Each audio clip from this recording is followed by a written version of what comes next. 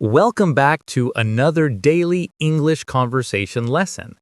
Today, we join Emma, Tom, and Sarah for a warm and friendly dinner at home.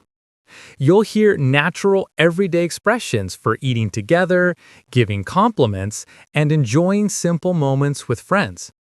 This lesson will help you improve your listening, learn real-life phrases, and speak more confidently in daily situations. Let's begin. Good morning, Tom. Did you sleep well? Morning, Emma. I slept okay, but I woke up a few times. How about you? I slept a little early. I think the sunlight woke me up. Happens to me too. The weather is perfect today. Ready for breakfast? Absolutely. Let's go. What do you feel like eating? I'll make scrambled eggs with toast and avocado. What about you? Cereal with yogurt and green tea for me. Should we add some fruit? Sure. Apples and bananas are perfect.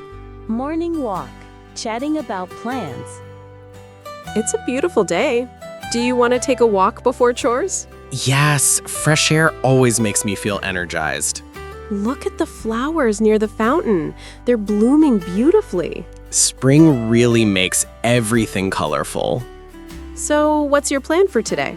I need to shop for groceries later. The fridge is almost empty. Me too. Maybe we can go together. Great idea. We can also pick up lunch while we're there. A phone call, inviting a friend. Hi, Sarah. How are you? Hi, Emma. I'm good, thanks. How about you? I'm great. I'm going shopping with Tom later. Do you want to join us? That sounds fun. I'll meet you at the market in 30 minutes. Perfect. See you soon. Grocery shopping. I need tomatoes, bread, and vegetables for dinner. I'll grab milk, eggs, and cheese. Should we get some snacks too? Hi guys, ready to shop? Yes, maybe cookies or nuts. Hey, Sarah, let's go together. Lunch at the market cafe. I'll have a sandwich and juice. What about you, Tom? I'll get a salad and water. I think I'll try the pasta. It looks good. How's your week been so far? Busy, but good. I have a few deadlines at work. Same here, but today feels like a relaxing break.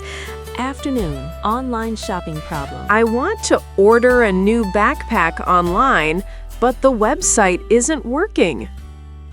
Let me see. Oh, your internet might be slow. Try refreshing the page. Okay, done. Yes, it's working now. I'll order some shoes. Online shopping can be tricky sometimes. True. Always double-check your address before buying. Good advice. Done. My backpack is ordered.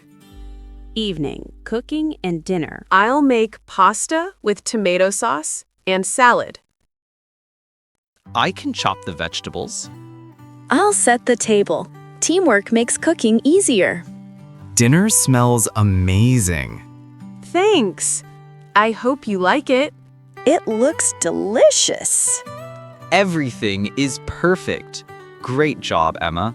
Night, reflection and goodbye. Today was such a nice day. I really enjoyed it. Me too. It's nice spending time with friends. All right, bedtime for me. Good night, everyone. Good night, Good night, Emma. Sleep well.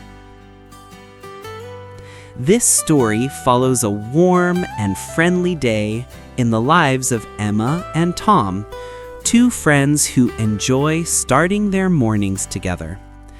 The day begins peacefully as they wake up, chat about their plans, and share a simple breakfast at home. Their conversation feels natural and light, filled with everyday English expressions learners can use in real life.